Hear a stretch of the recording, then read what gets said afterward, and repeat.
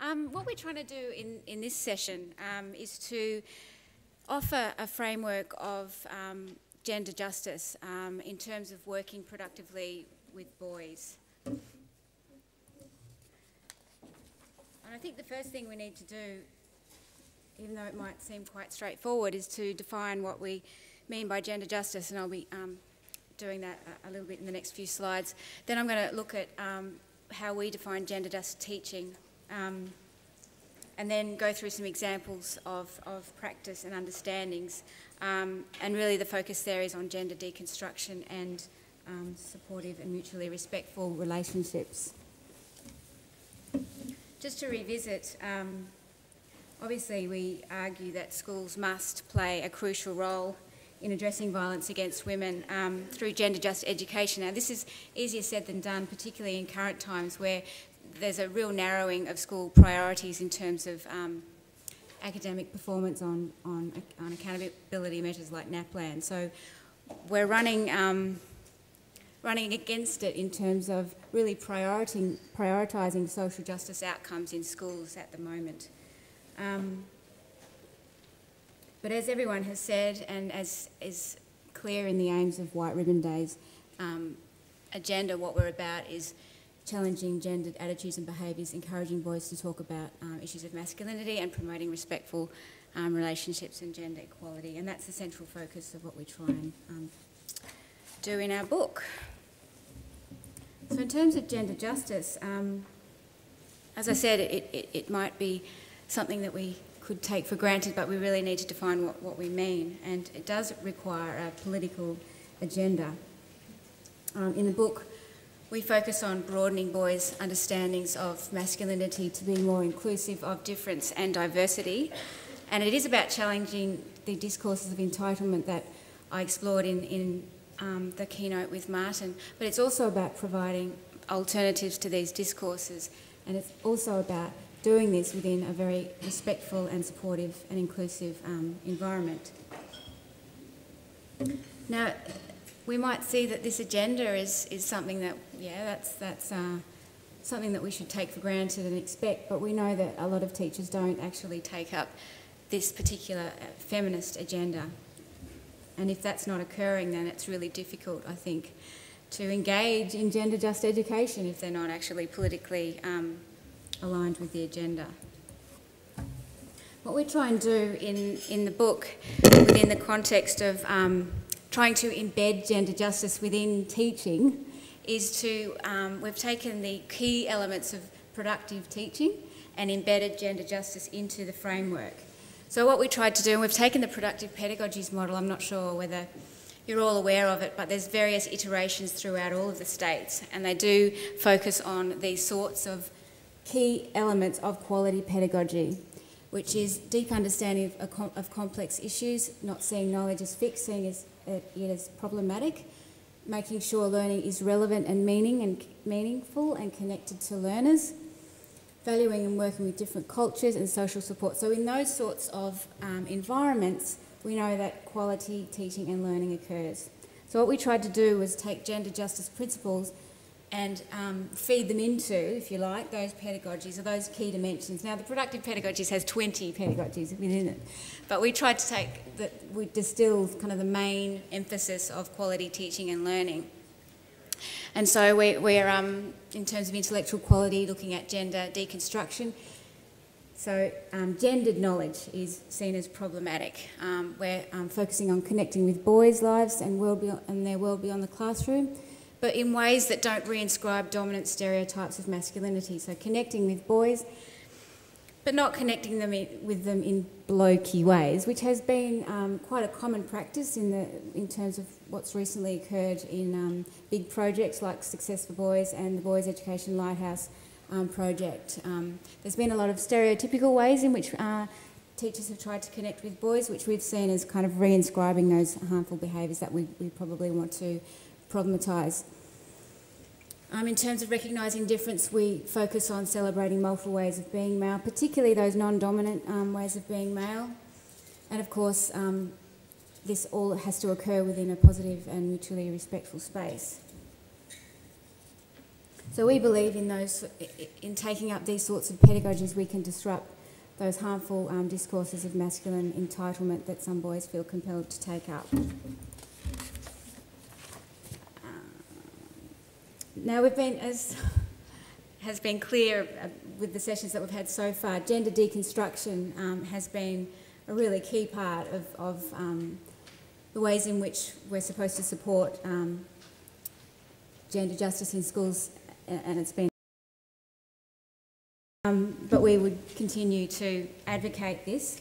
It's about understanding masculinity and femininity as socially constructed, to challenge the value ascribed to particular masculinities and femininities, to understanding that there's different expectations of gender in terms of different contexts, that it's historically constructed and, as Martin emphasised, hierarchical.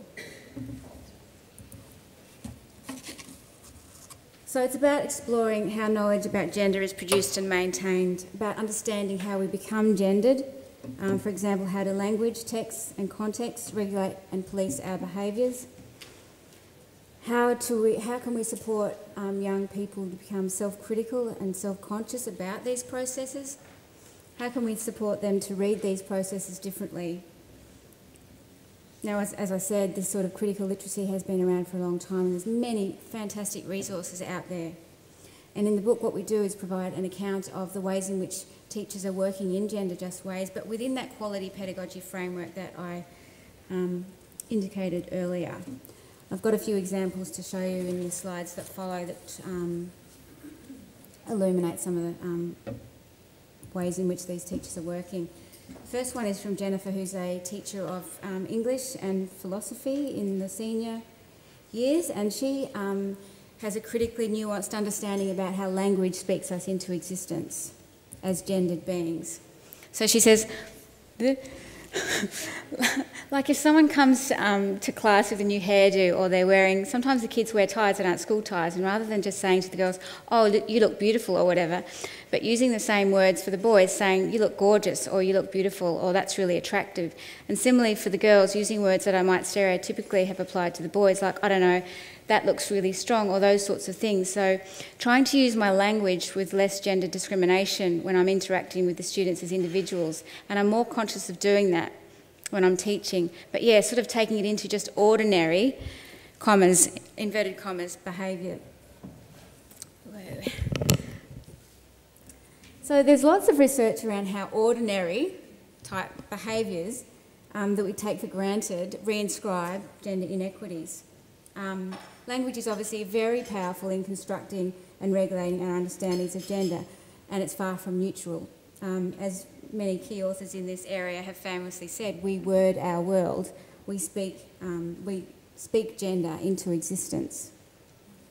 And of course, Dale Spender's important book in the early 1980s, Man-Made Language, was a fascinating insight about how language reinscribes gender inequality. For example, she noted that there's many more words that exist for the sexually promiscuous female as opposed to the sexually promiscuous male as about 10 to 1, and that most of the words to describe the sexually promiscuous female were derogatory. And we all know what they are, probably. So in this excerpt, while it might seem trivial, she's critically aware of how these issues are spoken into existence, and she takes the opportunity to try and disrupt that with counter-stereotypical language. Similarly, she understood how gender can be reinscribed, or gendered understandings can be reinscribed through her teacher behaviour. And she's like, the other day in the tuck shop line, some boy said, oh, you faggot, to the boy behind him. And I said, oh, he can go first now. And afterwards I thought, normally I'm not conscious of treating the word faggot as an insult, but he was using it in such an insulting way, and clearly it was meant as a derogatory, but afterwards I felt like I'd perpetuated the idea that being gay was bad. So she's critically aware that... Is this okay? Can you hear me? Just keep... she's aware that her ordinary, like disciplinary measures, this is a very incidental way that a teacher would deal with this sort of behaviour, but she's aware that the way she actually deals with it is reinscribing those discourses of entitlement that we outlined before. So she's recognising that admonishing this boy for insulting another boy is unwittingly reinscribing a devaluing of gay masculinities. So this is sort of about language. In other activities that or other teachers in the book, we articulate how they are supporting students to explore these sorts of issues. One of the teachers, Rachel, designed a unit for her Year 8 boys called Boy Stuff. And in the unit, she asked the boys to identify their thoughts about issues of masculinity in relation to the following statements.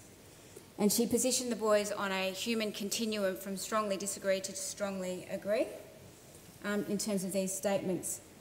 And it was a really useful stimulus for her to promote conversation around the truths of masculinity, as she termed it, and how these truths police boys' behaviours.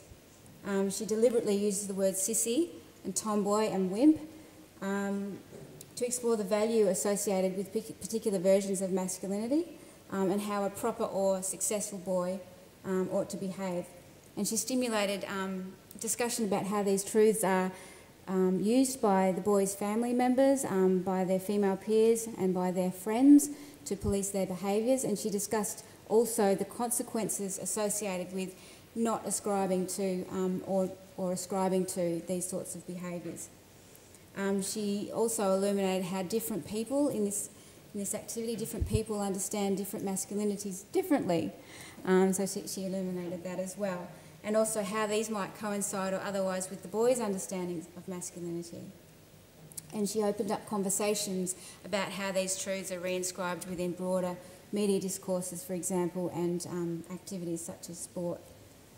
And in all of this, she continually asked the boys, who makes up the rules about this, who decides in terms of these behaviours.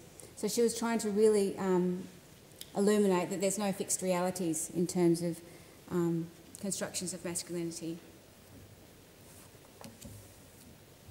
And I mean, these sorts of activities, I'm presenting them to you, and I'm very aware that they've been around for a long time, these sorts of activities, but clearly they're not being used in classrooms.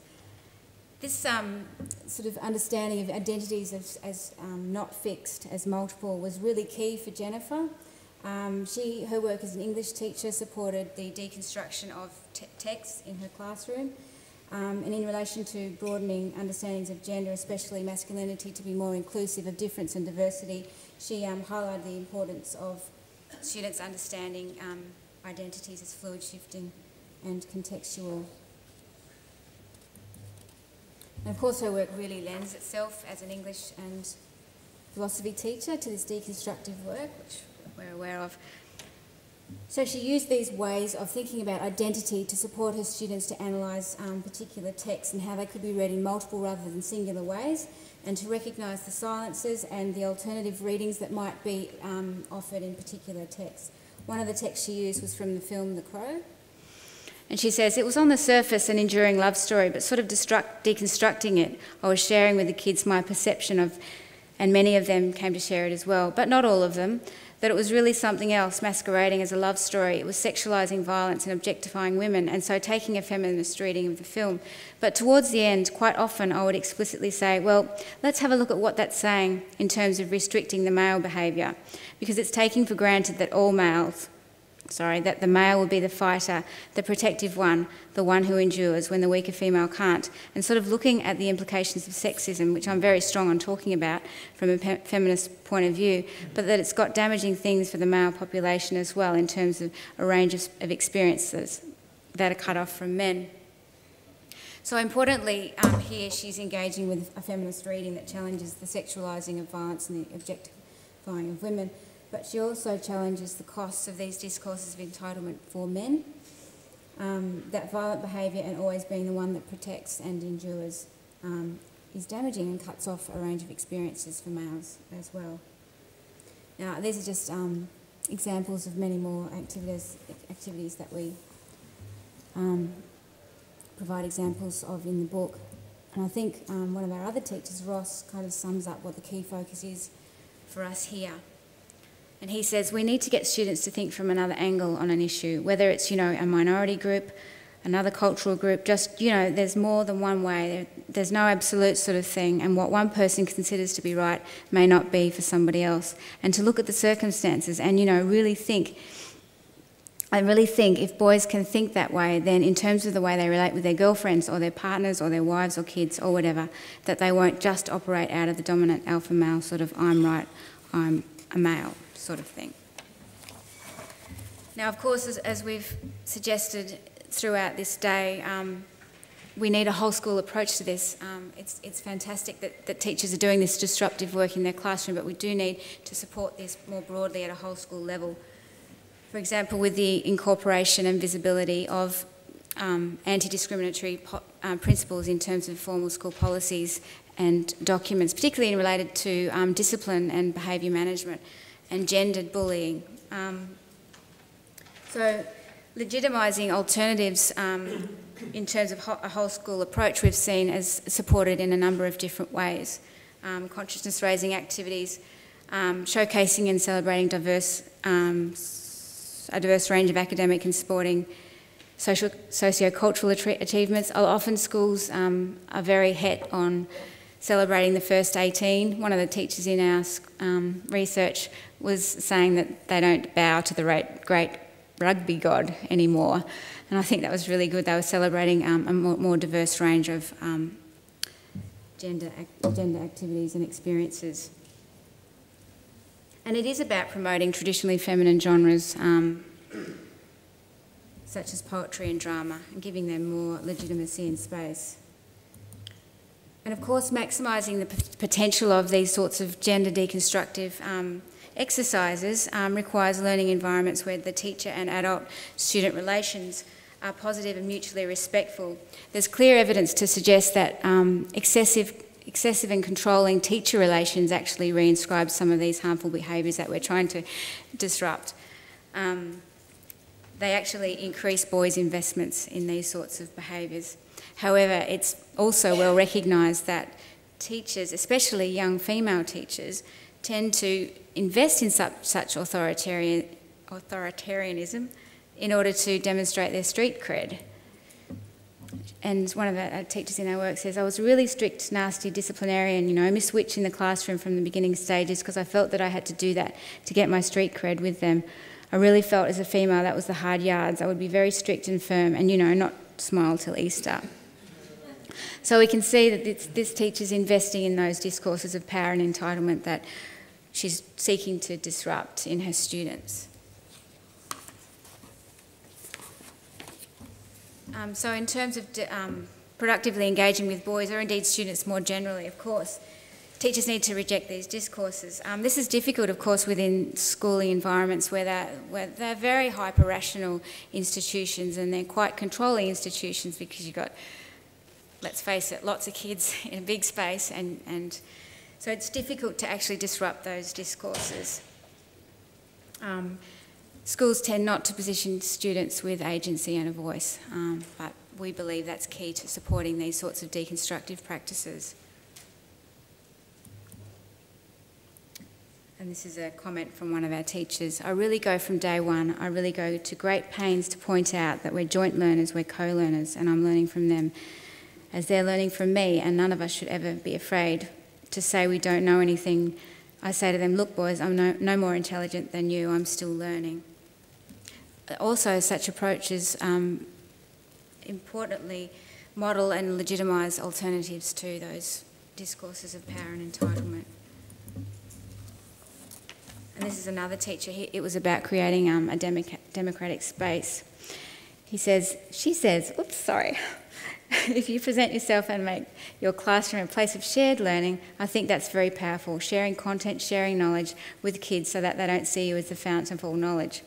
A lot of the teachers are much more democratic in their pedagogy than they used to be, and I think that's really significant. To have a democratic classroom, that notion of a community of learning is very powerful. So I think that's kind of a nice slide for me to end on, to introduce to Martin. what we're trying to promote here is a democratic classroom and democratic communities to engage in gender justice. When we were talking about what we would do for this session, we actually thought that we would have a large number of teachers from schools that they would then go back to as little groups of teachers back to individual schools. And we've been a bit overwhelmed by the kind of amount of knowledge in this room and the experience in this room. And so what we will do the workshop that we planned, but we'll try and slightly tinker with it to meet your needs. But what I thought I would do at this point is just indicate some of the processes we go through. So Amanda and I are often asked to come into schools and work with them around these issues, sometimes issues that are a little bit associated with the issue of gender and violence, other issues to do with boys in school. And we've always begun with the approach that we need to understand gender, that the teachers need to get some grasp of gender construction. And that's and we've worked through the stuff that Amanda's done previous to this part of the presentation, and what we did in the first presentation, because we think that having good pedagogy is not sufficient. That really where the difference is made for kids, and that's been alluded to in many of the presentations today, is in the classroom where there's an adult that the kids can relate to, are close to, that is where the change comes about. And that's through the pedagogy of the teacher. But the teacher needs to have a good knowledge about gender as well. And if I give you one example, in terms of the productive pedagogies work that we've done, that notion of connectedness or making the classroom relevant for kids is so crucial for kids' learning and how kids can move forward, seeing how it builds upon their existing knowledge, builds upon their interests. But in some instances, teachers have turned that in a way that said, boys, they're interested in footballs and cars, so we'll study footballs and cars, right? Without some understanding of gender, that connectedness actually can be more problematic in terms of reinforcing particular kinds of gender constructions. So we've always said teachers need an understanding of pedagogy, but also an understanding of gender. We'd also argue that they'd need a good understanding of the kids in their classrooms. And this is what I've always found a bit problematic. And I've sort of seen, and many of you may have seen it, but there's a kind of circuit where these experts on boys' education are travelling around. And they've got some kind of, I find, peculiar tips for teachers. And it's a kind of what you do period one Monday morning with this group of kids. And it's like it will work with all kids, all places, all times.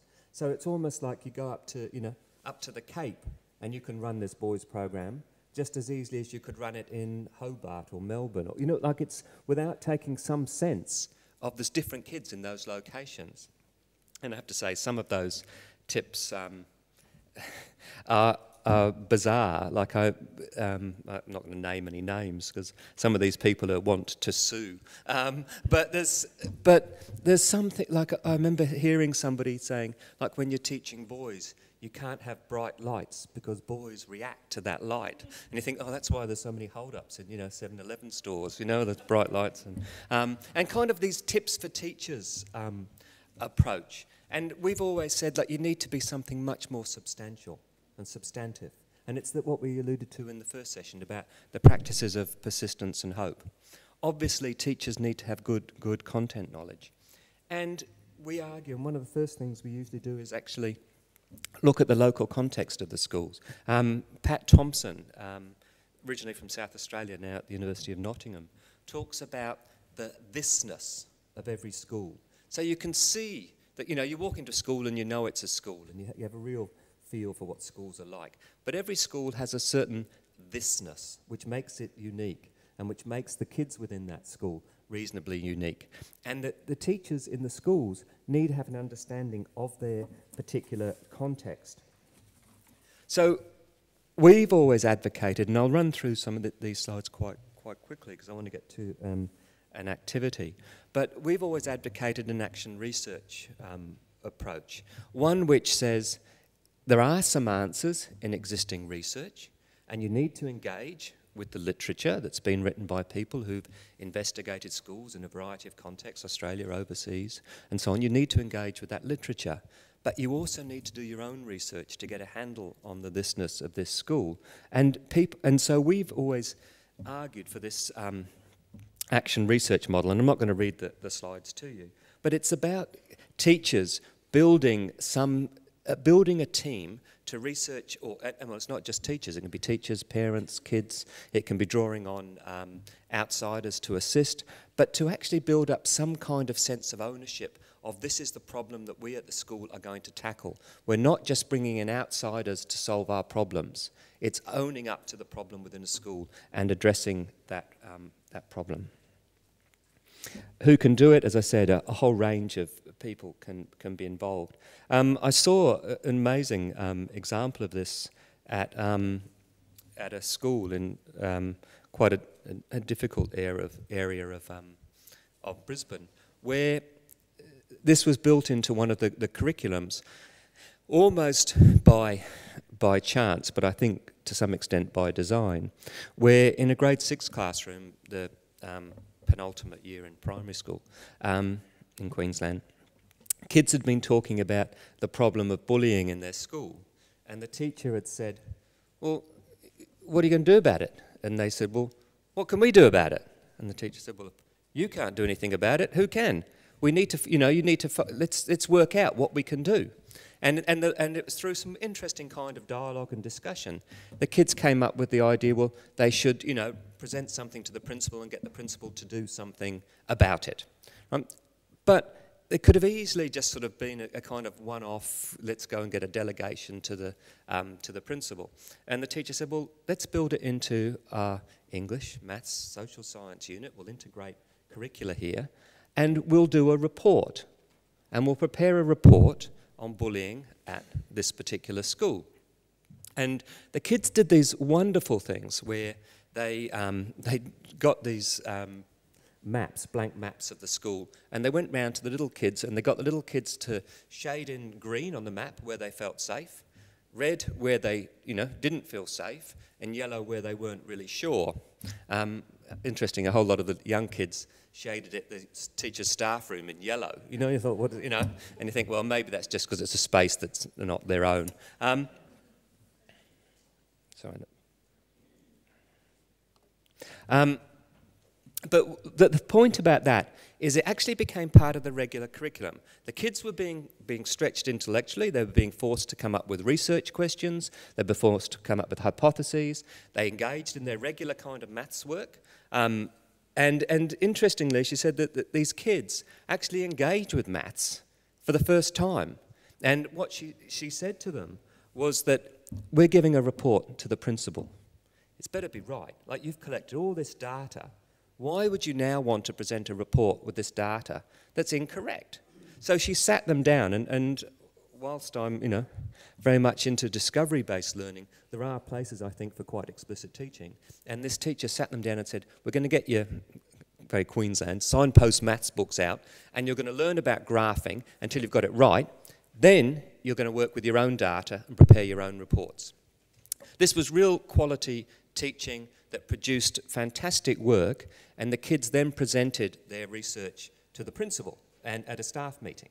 And the teachers actually listened and engaged with the kids and had conversations that, and the teachers had been warmed up beforehand by the existing teacher, and the principal had been warmed up, and they took on some of the kids' recommendations. But it was part of the everyday classroom, and it really contributed into some of these understandings of these issues. The teacher had lessons on, why do you think more boys, are supposedly bullies than girls? They dealt with all those kind of problematics as part of their regular classroom.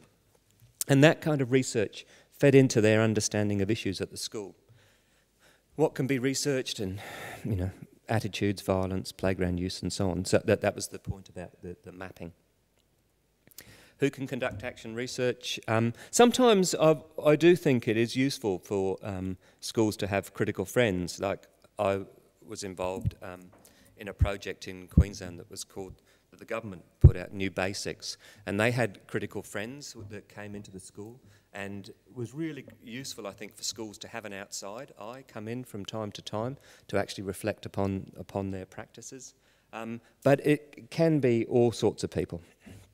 Where to begin, and no one really ever knows, and this is what I always find with some PhD students, you know, not all, but some PhD students, the hardest thing is when you get there the first day and you turn your computer on and there's a blank screen, you know, I'm beginning a PhD, what do I do, you know? And I think this is pretty much the case for sometimes when you're conducting research in a school around where do we start? Where do we start? And my view has been always, you know, you can start anywhere. You've got your group together, think about various kinds of instruments or methods. But the most important thing is what is your concern? What is the group wanting to do? Now, this is just from a school where it wasn't called Daffodil, but it was a school, interesting school, Peter 12, that was really keen to address issues around gender and violence. And we spent virtually the first half day just talking. And teachers often said they never get a chance really to just talk, but to talk through the issues, to come up with a statement that they felt expressed what they wanted to do within their school. And this was the statement that they came up with. We want students to feel positive about their school experience and to have barriers to success removed, bullying, distractions, so that, it was a boys' school, so that boys from this school can explore a range of options that are not harmful to themselves or to others. Right? And I think having that kind of statement was really important for them in the way they went forward. And I think that there was two things here. One is that this was actually going to be positive for the boys, because at the moment they were restricted by those sort of very restrictive models of masculinity that were harmful to both themselves and to other boys and girls.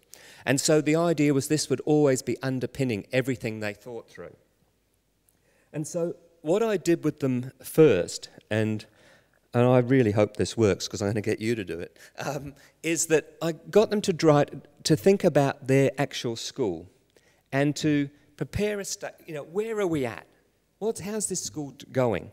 Now, I'm very, and I think it came through in stuff Amanda said and other people, that often it's the everyday, almost unnoticed things that often reinforce particular kinds of gender practices. And to get them to think about their individual school, what is it at their school that actually reinforces particular kind of gender stereotypes? Now, it can be sometimes are quite simple things. For example, a girls and boys line, you know, or you know, a kid comes to a teacher comes and says, "Oh, we need a couple of kids to help us move some furniture," and you pick two boys. You know, like those kind of everyday practices, and began by just getting teachers to list all of those things that reinforce dominant gender constructions within a school. Now, this was their school. What I would like, and it's a chance for you to get to talk with each other, is to picture the kinds of things in the schools you know, or you've worked with, or you've been at, or any kind of knowledge you have about schools, of the kinds of everyday practices that go on in schools that reinforce particular gender constructions and dominant gender constructions. Now, I'm going to ask you to do it in groups, but be warned, after about 10 minutes, I'm going to move you, and you're the expert from the table that you're now on. So you will go to another table to explain the kind of things you came up with in your group. So look, we could keep going round, and I'm sure we could come up with multiple suggestions. And I think that that's, I guess, one of the keys to this, is there are many, many, many things we can be doing to be challenging the everyday practices in schools. And when I'm working, or we're working with teachers, that's what we try to get the message out, is that whilst it seems overwhelming at times, sometimes there are some small things that we can do to challenge those individual, those daily practices. other things then, when we've sort of got them thinking about those kind of possibilities, is data collection. And I'm not going to run through everything with you, just show you some of the activities that we've done with teachers that have worked to help produce change. One of these was getting the teachers to try and understand the boys at their school and the girls at their school, and to actually try and really understand those kids. And interestingly, a lot of teachers have not spent a lot of time getting to know the kids. Ted Sizer in the US made the point that you can't teach kids well if you don't know kids well. And I think that that's so critical for some of these issues, is for teachers to really understand their kids and to spend time getting to know them. And that boy that I showed in the very first presentation today, the boy who, you know, like, you've got to be like for men, you've got to be like for men, who shook my hand at the end, who I'd had real trouble with in the classroom. Like, he told me things in the interview that were just amazing, that I think the teacher probably didn't know. And it was just from that kind of, you know, like, an interview is a sort of almost like a confessional kind of relationship, and kids tell you all sorts of things that I think teachers often don't know. And getting to know those kids is a critical component of this work. The other thing that we've done, and that has worked, we found really, really well, has been that notion of boys and difference. And remember, in the first part, I talked about the hierarchy of masculinities, and if you go in and to work with boys in schools, you need to be aware of the different kinds of groups.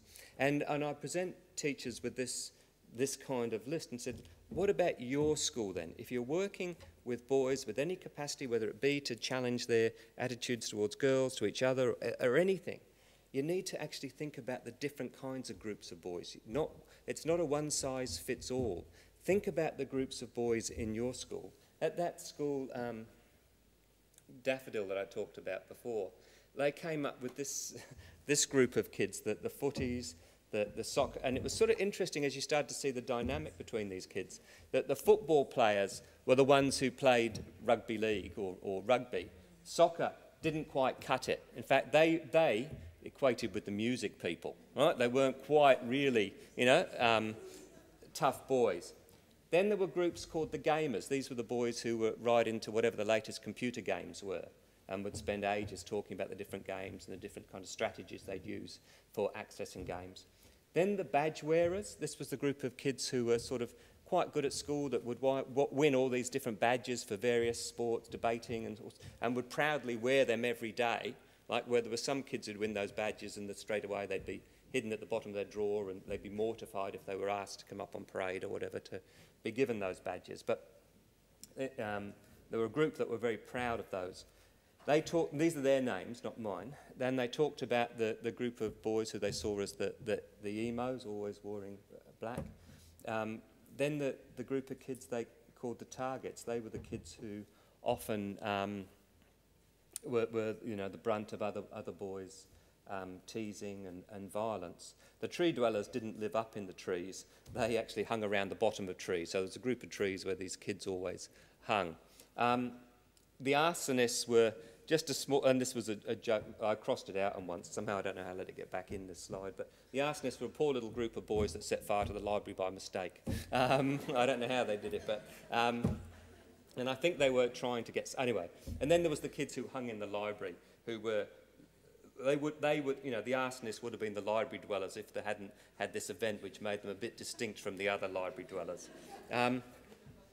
But then we talked about these kids and said, well, okay, well, let's, you know, if we're interested in trying to broaden options for kids, which group would you like to work with? Or are there different groups that individuals of you would like to work with? And we did this activity, and we've got them to break the kids into those kinds of groups, like that group there, and then just pick one of those groups. And to really, and this is quite confronting for some teachers, but to put yourself in their shoes and actually talk about those kids in the first person, I, right? And talk about how you feel you're treated by teachers. by other boys and girls, how you feel about the school. And you can read that, it's teachers and the students, how you feel about other groups of boys. And to always use the term I, and at the end, important not to caricaturise the boys, you know, like a not to, but to actually take it seriously. And for many teachers, that was quite confronting and illuminating. And whilst obviously they couldn't know those kids inside out, it forced them to actually think briefly about what it might be like to come to school, for instance, and to be constantly teased or bullied, or to be like one of those 3 friends who are too scared to go out into the playground. Or what it might be like to be one of the boys who is constantly bullying others or flicking up girls' skirts. Like, what's going on in their lives? I wasn't sure, and I think I will, because I think we've got a little bit of time. I'd just like you to briefly think about that activity, only for 10 minutes, but just to have a quick talk about maybe the schools you've been in, or select one kind of distinctive group of boys, and just talk about how you would approach that with a group of teachers, or in your school if you were responsible for undertaking an activity like this. What would you do in that context about trying to talk about different kinds of boys, and how would you expect teachers to react? So just for 10 minutes, just to think through this, because I've found this one of the most powerful activities that we've done with teachers in terms of them thinking through some of these complex issues. But one of the things that I did do once with kids, and we won't do and have done with teachers, is I went once to Target and just got a whole range of birthday cards from it's a baby, you know, it's a boy, through to, you know, grandfather, birthday cards, and all those, looked at with kids at all the messages in those differing cards, toy catalogues, whatever the top 3 hits were on when there was only one music channel, Rage, you know, and just showed them, you know, advertisements, just the constant bombardment of particular kind of normalised gender constructs. And so the everyday kind of taken for granted things about gender. And it was quite overwhelming until you realise that there is constant messages everywhere you go about idealised aspects of gender. And that was such a wonderful activity for talking about the construction of gender. And I guess where I'd finish is that I think, and people have said it before, there is curriculum overload. It's an overcrowded curriculum. Teachers at this point in time, probably more than any other time, are being deprofessionalised. Like, there's incredible kind of mandating and deprofessionalisation of teachers. And I think that often it's easy to blame teachers without recognising that there's a need for teachers to access outside support. And many of you are from those outside agencies, as well as being teachers in schools. And I think that accessing that support is critical. One of the things I've been doing recently, and this is as a concluding point, is working with a group of schools that cater to some of the most marginalised students in Queensland. And some of the best of those schools don't just have teachers. In fact, they have people working in their schools that they call workers, who are teachers and social workers. They have access to, kids have access to creches, so pregnant girls are encouraged to stay at school and can stay at school. It's amazing how many of those girls, when you interview them, tell you how they were actually asked to leave their original school. There's legal support for kids who are in trouble with the, with the law. It's kind of like what's been termed in New South Wales full service schools for real marginalised kids. And I think that is kind of the model of schooling that will be necessary to actually address some of these issues, is that schools can't do it alone and need to work closely with agencies and with others.